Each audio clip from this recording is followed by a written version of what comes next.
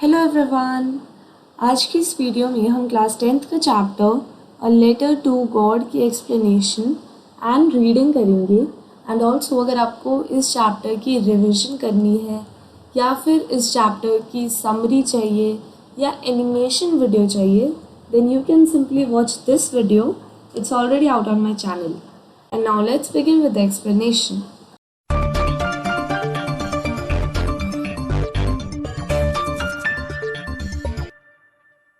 So first of all, this chapter is written by G.L. Fuentes.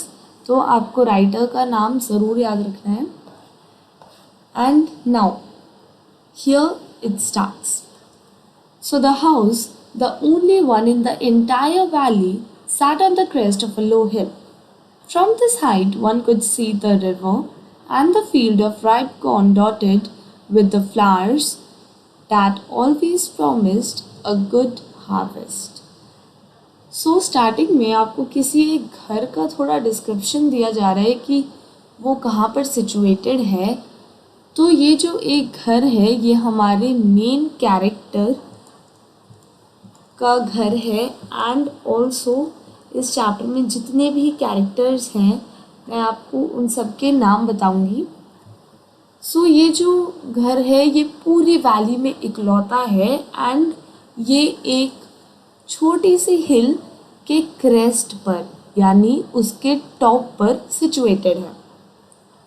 अब इस घर से खड़े होकर आप पूरा रिवर देख सकते हो और एक फील्ड है यानी एक तरह का फार्मिंग एरिया है जहाँ पर कॉर्न यानी मक्की, जैसे हम भुट्टे खाते हैं उसके अंदर कॉर्न ही होता है. तो उस फील्ड में क्या ग्रो हो रहा है? कॉर्न. एंड वो जो कॉर्न है वो फ्लावर्स से थोड़ा घिरा हुआ है यानी वहाँ पर कॉर्न भी है, फ्लावर्स भी है. एंड ये जो कॉर्न है ये हमेशा एक अच्छी हार्वेस्ट देता था. देन अब the only thing the earth needed was a downpour और एट लीस्ट अ शार. तो अब इकलौती चीज़ जो अर्थ को चाहिए थी, तो यहाँ पर अर्थ मतलब कि पूरी एंटायर प्लैनेट की बात नहीं हो रही है. It's basically taken as the land, यानी जो लैंड था उस फील्ड का उसे सिर्फ थोड़ी सी बारिश की ज़रूरत थी. And downpour basically means rain, या फिर बारिश नहीं तो एटलीस्ट थोड़ी सी बूंदाबांदी हो जाए. दैट इज़ एटलीस्ट अ शार. एंड पूरे दिन एडिट हियर. एंड पूरी मॉर्निंग हमारा मेन कैरेक्टर स्टोरी का जो है लेंचो, जिसे पता था कि उसकी फील्ड्स को सिर्फ बारिश चाहिए अभी, एंड देन वो पूरे साल अपनी फैमिली के साथ अच्छे से भर पेट खाना खा सकता है. तो इसलिए वो पूरी सुबह सिर्फ और सिर्फ स्काई की तरफ देखा जा रहा था कि स्काई से थोड़ी सी बारिश आए, थोड़ी सी उसके जो क्रॉप्स हैं वो अच्छे हो जाएं एंड उसे अच्छी हार्वेस्ट मिल सके इस ईयर. तो अब साथ में हम अपने कैरेक्टर्स के भी नाम नोट डाउन करते रहेंगे. And the first character we have here is Lencho. And now let's continue. Now we are really going to get some water woman. तो अब ये लेंचो कहता है बिकॉज ये डबल इन्वर्टेड कॉमास में है, मतलब कि this is being said by someone. And अब तक हमने एक ही कैरेक्टर के बारे में पढ़ा है एंड दैट्स लेंचो. तो लेंचो ये कह रहा है एंड वुमन कौन है जिसे वो ये कह रहा है? वो है उसकी wife. So here we have our second character which is not that much important in this chapter, but still you can simply write because there is something being talked about the lady. Okay, so उनका नाम नहीं बताया गया है. It's just लेंचो's wife is also there in the chapter. अब Lencho की wife क्या कर रही है? वो सपर प्रिपेयर कर रही है. It basically means उनके लिए खाना प्रिपेयर कर रही है. एंड उसकी वाइफ रिप्लाई करती है कि यस गॉड विलिंग, मतलब कि हाँ अगर भगवान ने चाहा तो बारिश हो जाएगी। The older boys were working in the field while the smaller ones were playing near the house until the woman called to them all, come for dinner. So रात का टाइम हो गया था एंड द ओल्डर बॉयज़ मतलब कि उनके जो sons हैं, लेंचो के जो सन्स हैं, उनमें जो बड़े हैं, जो एल्डर हैं, वो क्या कर रहे थे, वो फील्ड में, कॉर्न की फील्ड में काम कर रहे थे। एंड ऑल्सो जो उनके यंगर सन्स हैं वो घर के पास खेल रहे थे जब तक उनकी मदर ने उन्हें बुलाया नहीं था खाने के लिए। Now it was during the meal that just as Lencho had predicted, big drops of rain began to fall. तो अब क्या हुआ, लेंचो ने जैसे कि प्रिडिक्ट किया था, मतलब कि एक तरह से कह सकते हो उसने तुक्का मारा था कि बारिश हो जाएगी, वैसे ही ये बात उसकी सच हो जाती है और बारिश हो जाती है। तो बड़ी बड़ी रेन ड्रॉप्स गिरने लग जाती हैं आसमान से। एंड क्योंकि लेंचो नॉर्थ ईस्ट साइड में देख रहा था एंड वहाँ से उसे बादल आते हुए नज़र आ रहे होंगे, तो नॉर्थ ईस्ट साइड से ही जो बड़े बड़े माउंटेन्स होते हैं क्लाउड्स के, लाइक इट बेसिकली मीन्स बहुत सारे क्लाउड्स, वो सारे लेंचो के घर की तरफ एंड उनकी फील्ड की तरफ आने लग गए।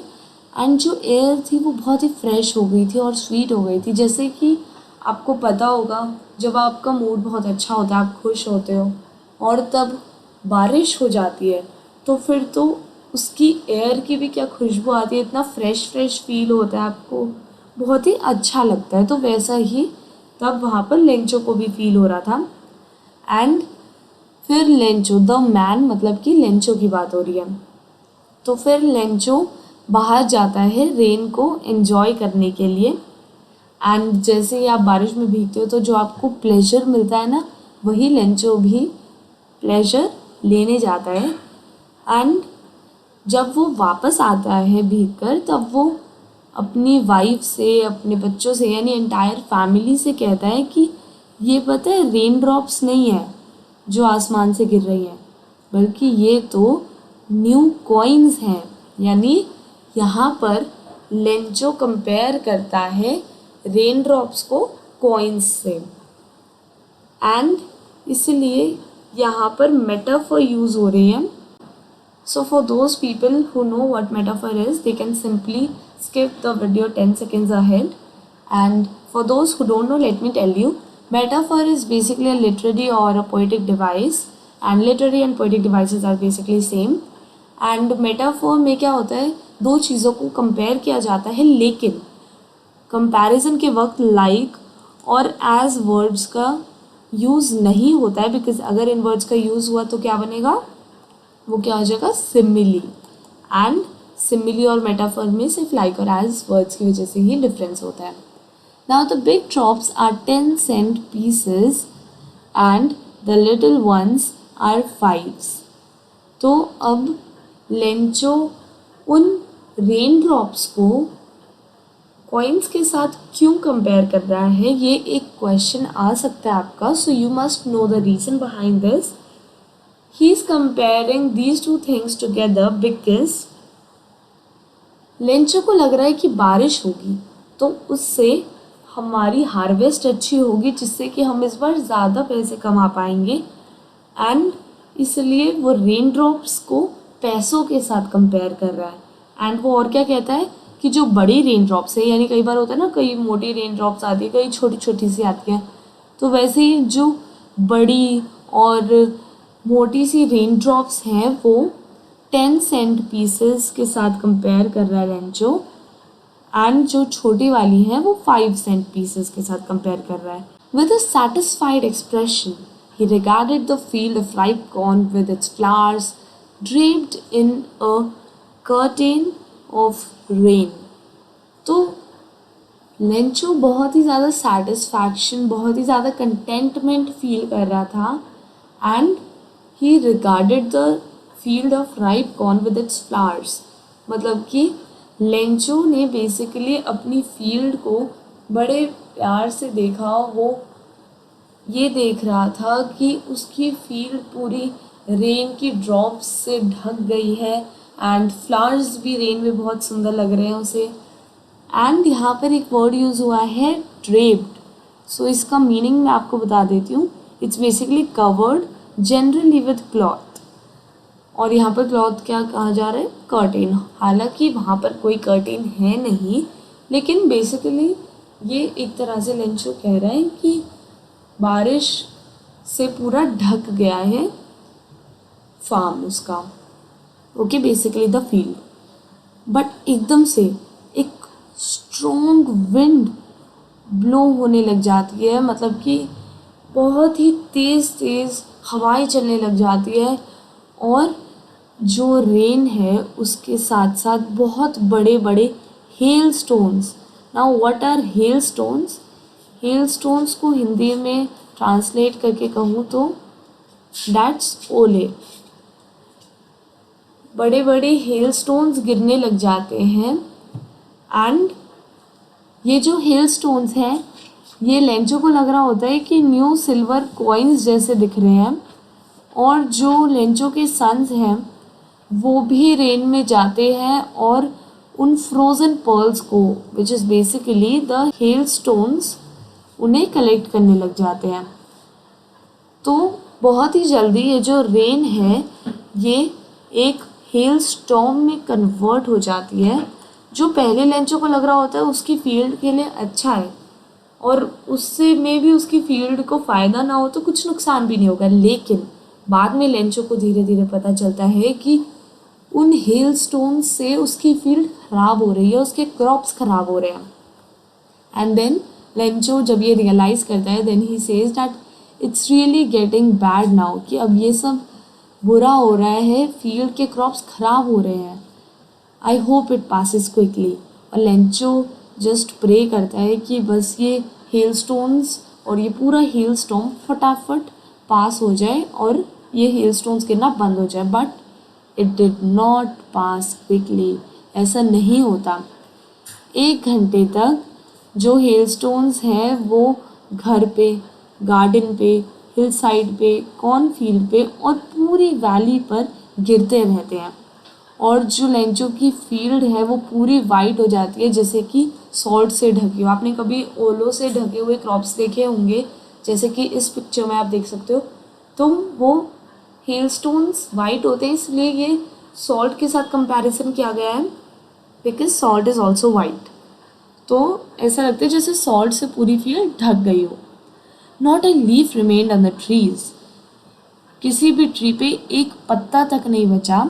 And the corn was totally destroyed. तो लेंचो ने जो साल भर मेहनत करके कॉर्न्स उगाए थे वो पूरी तरह से डिस्ट्रॉय हो चुके थे। एंड जो फ्लावर्स थे वो भी चले गए थे प्लांट्स के ऊपर से। और लेंचो का जो सोल था, यानी उसकी जो आत्मा थी, वो पूरी सैडनेस से भर गई थी, वो पूरा दुखी हो गया था।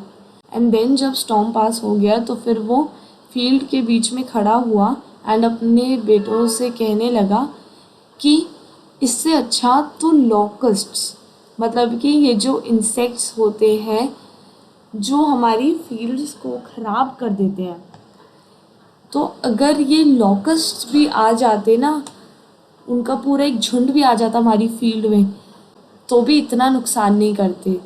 बिकॉज ये जो हेल स्टॉर्म है इसने तो कुछ भी नहीं छोड़ा। और इस साल हमारे पास बिल्कुल भी कॉर्न नहीं होगा। और वो जो नाइट थी वो एक बहुत ही सॉरोफुल नाइट थी लेंचो के लिए एंड उनकी फैमिली के लिए, बिकॉज उन्हें बहुत चिंता हो रही थी कि अब उनका अगला साल कैसे कटेगा। And sorrowful basically means sad. So that night was a sad one for them. And Lencho सोचता है कि हमने इतनी मेहनत की और हमें कुछ भी नहीं मिला। हमने इतने साल भर मेहनत करके क्रॉप्स उगाए and now we have nothing to eat, nothing to sell and there is no way that we can get money for our survival. And then Lencho thinks कि अब कोई भी हमें हेल्प नहीं कर सकता एंड अब तो हम सभी भूखमरी से मर जाएंगे. So now there are some oral comprehension check questions which I think you must do. But in the hearts of all who lived in that solitary house, solitary means the only one or all alone. Okay? So in that single house, in the middle of the valley, there was a single hope, means just one hope, which was help from God. तो अब उस घर के सभी family members के दिलों में अब बस एक लास्ट उम्मीद बची थी, एंड दैट वाज कि गॉड हमें हेल्प करेंगे, क्योंकि कोई भी हमारा साथ छोड़ जाए लेकिन भगवान कभी किसी का साथ नहीं छोड़ते. Don't be so upset, even though this seems like a total loss. Remember, no one dies of hunger. तो अब ये लेंचो कहता है कि परेशान मत हो सकता है वो अपनी फैमिली को दिलासा देने के लिए ऐसा कह रहा हो कि कोई भी भुखमरी से नहीं मरता है. और तो लग रहा है कि ये बहुत ज़्यादा लॉस हो गया हमारा, एकदम टोटल लॉस हो गया, मतलब कि अब कुछ भी नहीं बचा, लेकिन फिर भी कोई भुखमरी से थोड़ी मरता है. That's what they say. No one dies of hunger. मतलब ये सच तो नहीं है, बिकॉज कई लोग हर दिन भूख की वजह से मरते हैं. तो ये सच नहीं है, लेकिन हो सकता है वो अपनी फैमिली को थोड़ा सा होप देने के लिए, उनको थोड़ा इनकरेज करने के लिए कह रहा हूँ.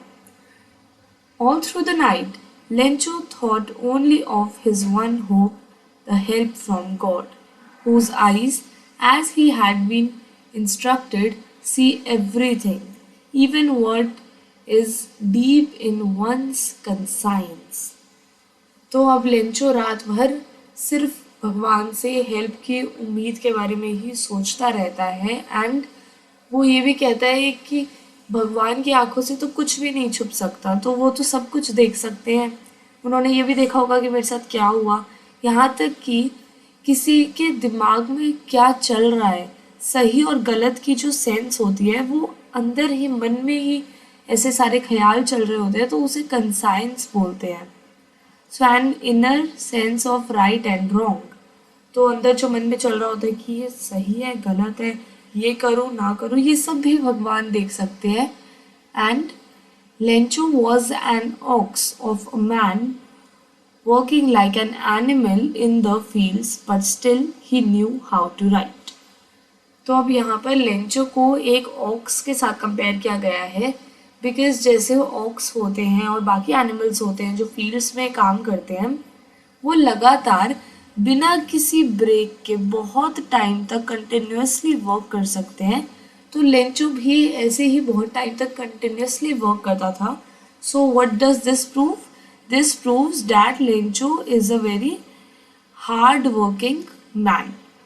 तो लेंचो बहुत ज़्यादा मेहनती था, एंड इसलिए वो अपनी फील्ड्स में लगातार बिना लीजर टाइम के काम करता रहता था. लीजर टाइम होता है ब्रेक वगैरह लेना, थोड़ा फ्री टाइम होना. The following Sunday at daybreak. Daybreak क्या होता है? Daybreak is basically morning.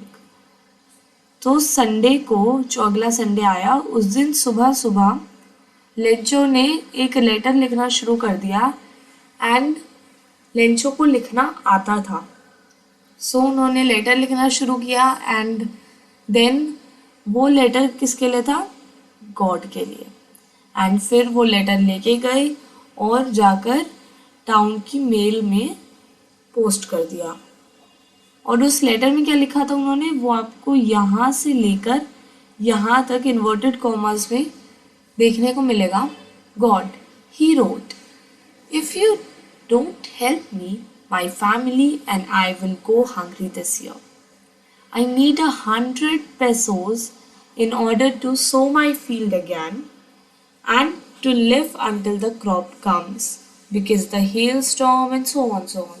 तो ऐसे बहुत ज़्यादा डिटेल में लेंचो ने वो लेटर लिखा भगवान को. ऑल्दो उन्होंने थोड़ी देर पहले ही कहा था कि भगवान तो सब देख सकते हैं, बट स्टिल उन्होंने थोड़ा क्लैरिफाई हो जाए सब कुछ, इस वजह से भगवान को लेटर में सब कुछ अच्छे से डिटेल में एक्सप्लेन किया. एंड उन्होंने भगवान से कहा कि भगवान मुझे हेल्प करो, क्योंकि अगर आपने भी मुझे हेल्प नहीं किया देन मेरी फैमिली और मैं इस साल भुखमरी की वजह से मर जाएंगे और मुझे 100 पेसोज चाहिए।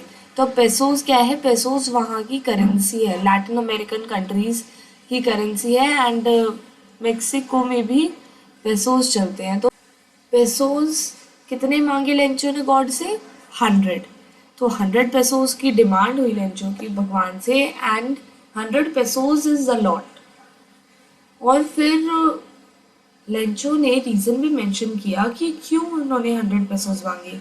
ही वॉन्ट्स 100 पेसोज ताकि उनका प्लान क्या है कि वो अपनी फील्ड को फिर से सो कर सके, उसमें फिर से सीड्स वगैरह डाल सके, फिर से क्रॉप आए। और जब तक क्रॉप नहीं उगता वापस, तब तक क्या करेंगे? वो कैसे खाएंगे? तो जब तक क्रॉप नहीं उगता तब तक वो अपना फैमिली का सर्वाइवल अच्छे से देख सके इस मनी से। और फिर उन्होंने रीज़न भी मेंशन किया कि हेल स्टॉर्म वगैरह आया, ऐसे ऐसे सब हुआ और मेरे सारे क्रॉप्स खराब हो गए। He wrote to God on the envelope. अब लेटर लिखते हैं तो उसमें एनवेलप पे एड्रेस भी तो डालना होता है एंड उन्होंने टू गॉड लिख दिया because he doesn't know the exact address of God and then how will the postman know. So ये हमें यहाँ इस पैराग्राफ में पता चलेगा। So put the letter inside and still troubled went to town. At the post office he placed a stamp on the letter and dropped it into the mailbox. तो अब address वगैरह लिखने के बाद, लेटर वगैरह लिखने के बाद लेंचो ने उस लेटर को डाला एनवेलप के अंदर। और अभी भी लेंचो थोड़ा सा परेशान सा था। Troubled basically means worried and परेशान। ओके, सो लेंचो बहुत ज़्यादा परेशान हो रखा था एंड स्टिल वो टाउन जाता है एंड वहाँ पर पोस्ट ऑफिस में जाकर स्टैंप लगाते हैं लेटर पे और उसको मेल बॉक्स में डाल देते हैं। Okay, then one of the employees who was a postman and also helped at the post office went to his boss who was actually the postmaster. तो अब क्या हुआ? वहाँ पर एक पोस्टमैन को वो लेटर मिला एंड वो अपने बॉस यानी पोस्ट मास्टर के पास गया हंसता हुआ एंड उसे ये लेटर दिखाया, द लेटर टू गॉड।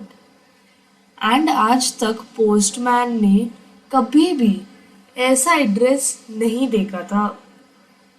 आज तक किसी को भी गॉड का एड्रेस नहीं पता चला, तो पोस्टमैन को भी वो एड्रेस नहीं पता था एंड कोई एक्सपेक्ट भी नहीं कर सकता कि कोई गॉड को इस लेटर लिख देगा। तो जो पोस्टमास्टर था वो एक फैट एमिएबल पर्सन था एंड वो भी हंसने लगा स्टार्टिंग में, बट एकदम से फिर वो सीरियस हो गया एंड अपने डेस्क पर उस लेटर को टैप करके कहता है, वाह क्या विश्वास है, काश मुझे भी इतना ही विश्वास होता है जितना उस पर्सन को है भगवान पे। एंड वो पर्सन गॉड के साथ एक करस्पॉन्डेंस क्या होता है? डील या फिर रिलेशनशिप स्टार्ट करना चाहता है। तो अब पोस्ट मास्टर एक एमिएबल मीन्स एक बहुत ही फ्रेंडली फ्रैंक सा पर्सन था एंड उसे भी उतना ही फेथ चाहिए था जितना कि लेंचो को था गॉड पे। So if you are finding this video helpful, then make sure to like it. So in order not to shake the writer's faith in God, the postmaster came up with an idea. Answer the letter. तो अब postmaster ने सोचा कि अगर इस person ने जिसने भी लेटर लिखा है, ही डिडंट न्यू कि लेंचो ने लेटर लिखा है, तो अगर इस पर्सन को रिप्लाई नहीं मिला गॉड से तो इसका इतना जो विश्वास है भगवान पे वो तो पूरा टूट जाएगा। तो इसलिए पोस्टमास्टर ने डिसाइड किया कि मैं इस लेटर को आंसर करूँगा।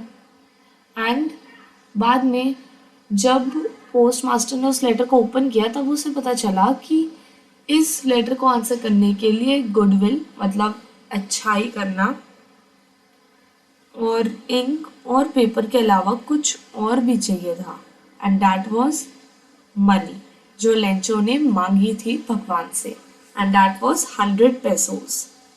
सो Lencho demanded 100 pesos from God and इसलिए अब अगर पोस्टमास्टर को रिप्लाई करना है उस लेटर को तो फिर उसे 100 pesos देने पड़ेंगे ताकि लेंचो का फेथ ना टूटे भगवान के ऊपर से।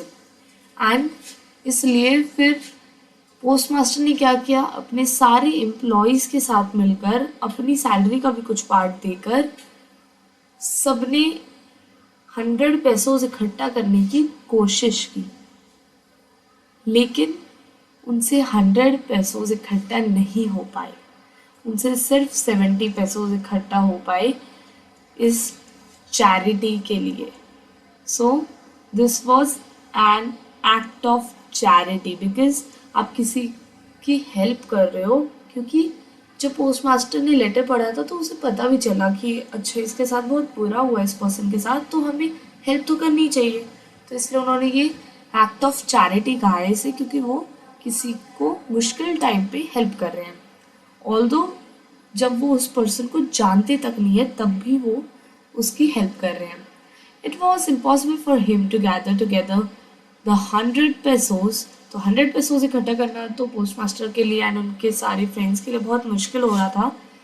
एंड इसलिए वो फार्मर को 100 पेसोज तो नहीं दे पाए, लेकिन उससे थोड़ा सा कम, यानी हाफ से थोड़ा सा ज़्यादा, मीन्स हाफ कितना होगा 50, एंड उसमें थोड़ा सा प्लस, यानी अगर 20 कर दिया तो वो कितना हो गया 70 पेसोज। तो वो 70 पेसोज इकट्ठा कर पाए एंड उन्होंने क्या किया, उस मनी को एनवलप में रखा एंड देन लेंचो का एड्रेस उस पर डाल दिया, ठीक है, जिसमें सिर्फ एक वर्ड लिखा था उस लेटर में, and that was the signature of God.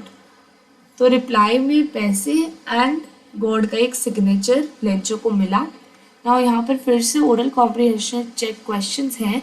अगर आप मुझे नीचे कमेंट बॉक्स में लिख के बताओगे कि आपको इन क्वेश्चंस के आंसर्स भी जानने हैं, then I'll tell you the answers from my upcoming videos।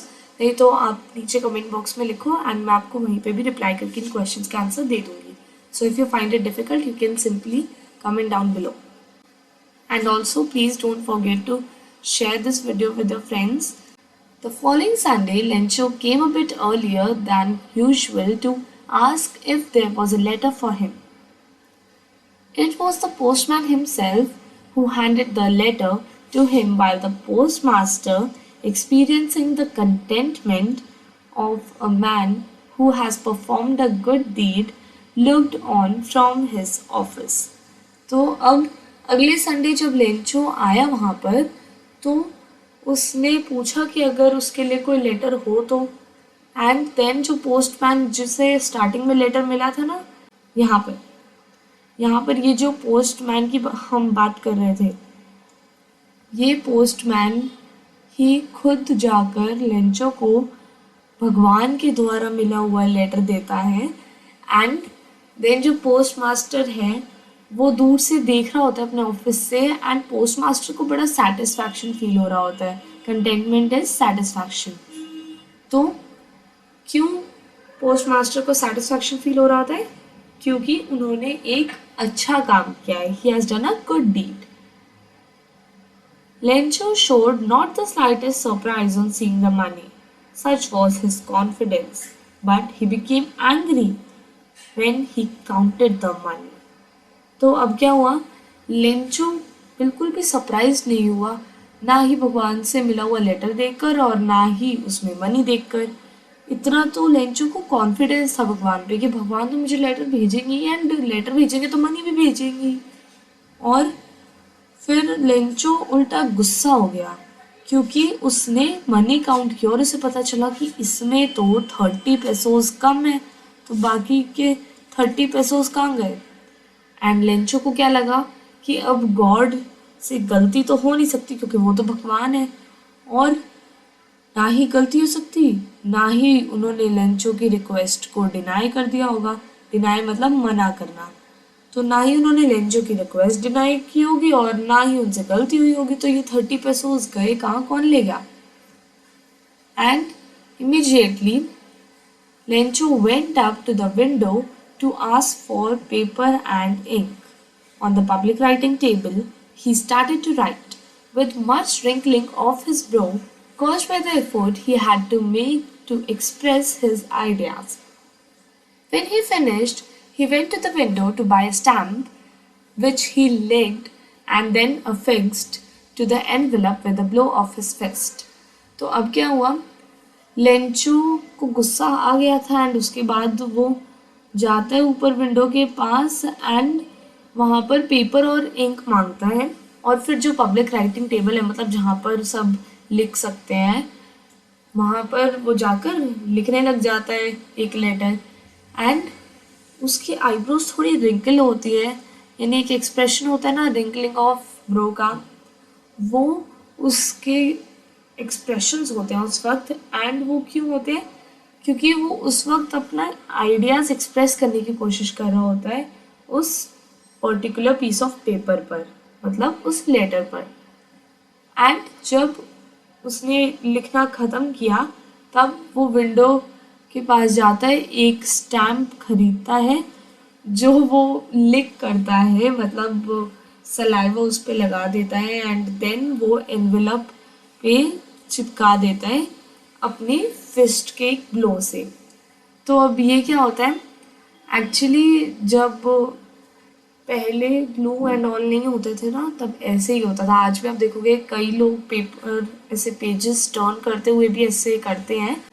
And now please before revealing the suspense कि लेंचो ने क्या लिखा उस लेटर में अभी रिप्लाई करते वक्त, एंड क्या उसका रिप्लाई हो सकता है, क्या हो सकता है जो उसने उस लेटर में अभी मेंशन किया होगा, ये सब जानने से पहले I would like to request you कि आप हमारा एडी स्टडी टुडे का पेज फेसबुक पर भी फॉलो कर सकते हैं।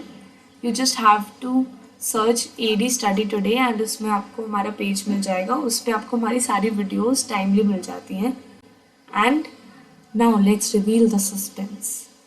The moment the letter fell into the mailbox, the postmaster went to open it. तो पोस्टमास्टर को बहुत ज़्यादा क्यूरियोसिटी हो रही थी कि क्या लिखा होगा लेंचो ने लेटर में, इसलिए वो फटाफट जाते हैं एंड लेटर खोल के पढ़ने लग जाते हैं।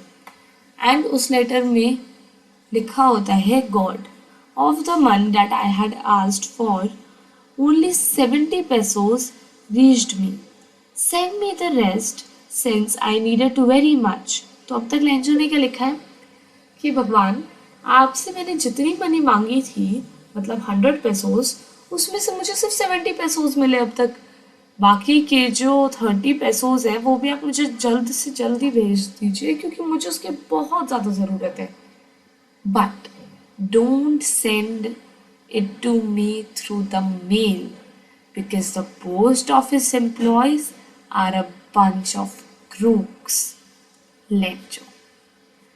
तो अब लेंचो क्या कहता है भगवान को कि भगवान आप भेज तो देना बाकी के 30 pesos, लेकिन प्लीज़ वो मेल से मत भेजना, मतलब लेटर एनवेलप पोस्ट ऑफिस से, इस तरह से पोस्टल सर्विस से तो आप भेजना ही मत।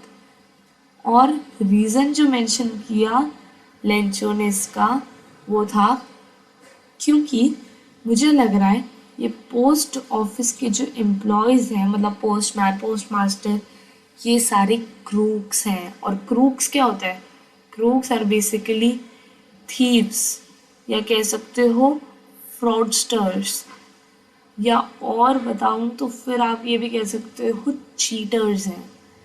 तो लेंचो के दिमाग में क्या चल रहा होता है कि ये जो सारे एम्प्लॉयज़ हैं यहाँ के, उन सब ने मेरे 30 pesos चुरा लिए एंड यहाँ से मेरे एनवेलप से 30 pesos निकाल कर अपने पास रख लिए, एंड अब वो तो बताएंगे नहीं, तो हो गया किसका, मेरा लॉस। एंड इसलिए लेंचो कोर्ट को सजेस्ट करता है कि अगली बार आप मुझे पोस्टल सर्विस से मत भेजना पैसे, क्योंकि यहाँ के जो एम्प्लॉयज़ हैं वो ऐसे से ही लग रहे हैं मुझे, जो चीटिंग करें, मेरे पैसे चुरा लें, तो ऐसे मेरा नुकसान हो जाएगा। So again here you can find the oral comprehension check questions. And अब ये जो 4 बैक एक्सरसाइज के क्वेश्चंस हैं, ये चारों क्वेश्चंस हम मेरी नेक्स्ट वीडियो में कवर करेंगे। And also don't forget to subscribe this channel AD Study Today, and also please comment down below what is your feedback because it does matter a lot, so that I could not just get motivated but also I can improve myself.